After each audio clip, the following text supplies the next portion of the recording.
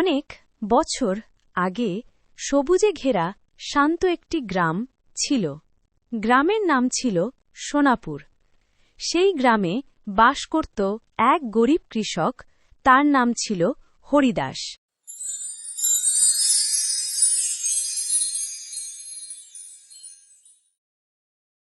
হরিদাস ছিল খুব পরিশ্রমী মানুষ। ভোরে ঘুম থেকে উঠে মাঠে গিয়ে হরিদাস খুব পরিশ্রম করত এবং দিন শেষে সন্ধ্যায় ক্লান্ত শরীরে বাড়ি ফিরত। সারাদিন পরিশ্রম করেও তাদের সংসারে অভাব লেগেই থাকত। একদিন রাতে কমলা দীর্ঘশ্বাস ফেলে বলল, কতদিন আর এভাবে চলবে? হরিদাস আকাশের দিকে তাকিয়ে বলল, ভগবান একদিন নিশ্চয়ই আমাদের কষ্ট দূর করবেন। সেই রাতেই এক আশ্চর্য ঘটনা ঘটল।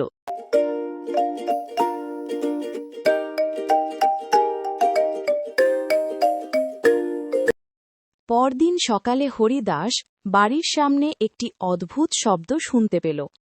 সে এগিয়ে গিয়ে দেখল একটি সুন্দর সাদা হাঁস। হাঁসটির শরীর যেন আলো ছড়াচ্ছে। হরিদাস ভাবল, কেউ হয়তো হারিয়ে ফেলেছে। সে হাঁসটিকে বাড়িতে নিয়ে এলো। হাঁসটাকে বাড়িতে নিয়ে আসার পর তার স্ত্রীকে ডেকে বলে, দেখো আমি কি নিয়ে এসেছি। কমলা ঘরে ঢুকে দেখে একটি হাঁস। কমলার খুব পছন্দ হয়। সে বলে ওঠে, কি সুন্দর হাঁসটা। তারা হাঁসটিকে তাদের বাড়িতেই রেখে দেয়। আমার হাঁস, আমার হাঁস কোথায়? পুরো গ্রাম খুঁজতে শুরু করল, কিন্তু হাঁসের কোনো খোঁজ নেই। পরদিন ভোরে হরিদাস হাঁসটিকে খাবার দিতে গিয়ে অবাক হয়ে গেল, একটি সোনালী রঙের ডিম পড়ে আছে। প্রথমে সে ভাবল হয়তো চোখের ভুল, কিন্তু ডিমটি হাতে নিয়ে বুঝল এটি সত্যিই ভারী। হরিদাস ডিমটিকে বাজারের সোনার দোকানে নিয়ে গেল আর ভাবতে লাগল, ডিমটিকে পরীক্ষা করে দেখি আসল সোনা নাকি নকল। এই ভাবতে ভাবতে হরিদাস দোকানে গেল। গ্রামবাসী সেখানে গেল। যাওয়ার পর হরিদাস সোনার ব্যবসায়ীকে সব কথা খুলে বলে এবং ডিমটিকে পরীক্ষা করতে দেয়। মন্দিরের সামনে সেই চোরদের পড়ে থাকতে দেখা গেল। সোনার ব্যবসায়ী ডিমটি পরীক্ষা করে বলল, এটি খাঁটি সোনা। হরিদাস আনন্দে আত্মহারা হয়ে গেল। ডিমটি বিক্রি করে সে অনেক টাকা পেল। সেই টাকা দিয়ে বাড়ির জন্য চাল, ডাল, কাপড় আর ছেলের বই কিনল। কিন্তু আসল আশ্চর্য ঘটনা ঘটল পরদিন আবার একটি সোনার ডিম, তার পরের দিনও একটি। এভাবে প্রতিদিন একটি করে সোনার ডিম আসতে লাগল। কয়েক মাসের মধ্যে হরিদাস গ্রামের সবচেয়ে ধনী লোকদের একজন হয়ে উঠল। নতুন বাড়ি, নতুন জমি, গরু, গাড়ি সবকিছু কিনে ফেলল। কিন্তু সুখের সঙ্গে সঙ্গে তার মনে জন্ম নিল এক ভয়ঙ্কর শত্রু। সেই শত্রুর নাম লোভ। আগে যে মানুষটি অল্পে খুশি থাকত, এখন সে সবসময় আরো বেশি চায়। একদিন গ্রামের মহাজন রঘুনাথ তার বাড়িতে এলো। রঘুনাথ ছিল খুব চালাক আর লোভী মানুষ। সে বলল, তুমি প্রতিদিন একটা ডিম পাও, কিন্তু যদি একদিনে সব ডিম পেয়ে যাও। হরিদাস অবাক হয়ে বলল, সেটা কিভাবে সম্ভব? রঘুনাথ ফিস ফিস করে বলল, হাঁসের পেটের ভিতর নিশ্চয়ই অনেক সোনার ডিম জমা আছে। সেই কথা শুনে হরিদাসের মনে সন্দেহ জন্মাল। কিন্তু যে লোভ করবে সারা রাত সে ঘুমাতে পারল না, শুধু ভাবতে লাগল যদি সত্যি অনেক দিন থাকে। এদিকে তার ছেলে রাহুল বাবাকে বলল, বাবা, আমাদের তো এখন অনেক টাকা আছে, আমরা খুশি না। কিন্তু হরিদাসের মাথায় তখন শুধু সোনার চিন্তা। হরিদাস, তুমি কি কখনো হাঁসটিকে হত্যা করার কথা ভেবেছিলে?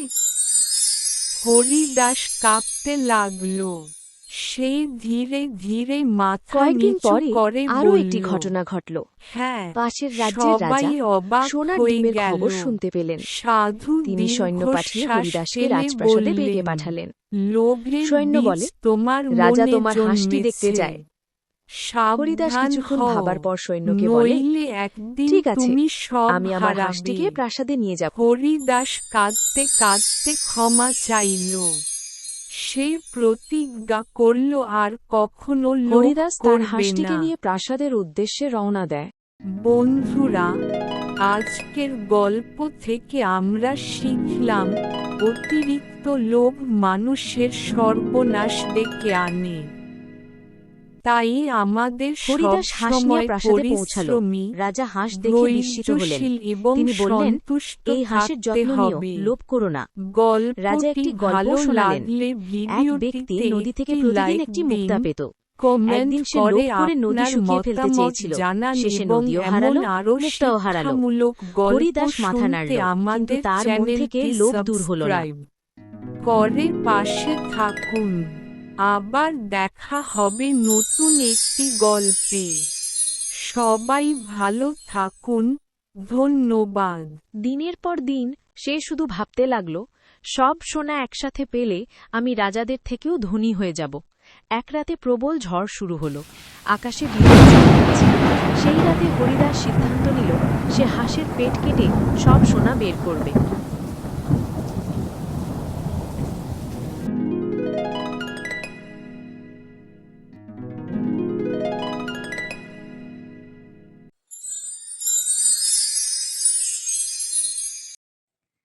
সেই রাত ছিল ভয়ঙ্কর অন্ধকার।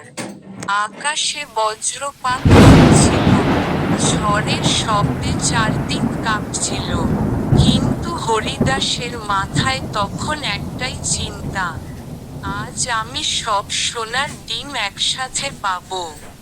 সে ধীরে ধীরে হাঁসের দিকে এগিয়ে গেল। ঠিক তখনই পিছন থেকে কমলা ডাক দিল, কোথায় যাচ্ছ? হরিদাস চমকে উঠল, কোথাও না। কমলা সন্দেহ করলেও আর কিছু বলল না। হরিদাস ভয় পেয়ে বাড়িতে ফিরে এলো, কিন্তু লোভ তার মন ছাড়ল না। পরদিন সকালে গ্রামের লোকেরা খবর নিয়ে এলো, গ্রামে কয়েকজন চোর ঢুকেছে। তারা ধনী লোকদের বাড়ি লুট করছে। সবাই চিন্তিত হয়ে পড়ল, কারণ এখন গ্রামের সবচেয়ে ধনী মানুষ ছিল হরিদাস। সেই রাতেই দুইজন চোর তার বাড়ির আশেপাশে লুকিয়ে রইল। তারা সোনার ডিম পাড়া হাঁস চুরি করতে চায়। চোরদের নেতা কালা গফুর বলল, আজ হাঁসটা নিয়ে পালাবো। মাঝরাতে তারা খোপে ঢুকে হাঁসটি চুরি করে নিয়ে গেল।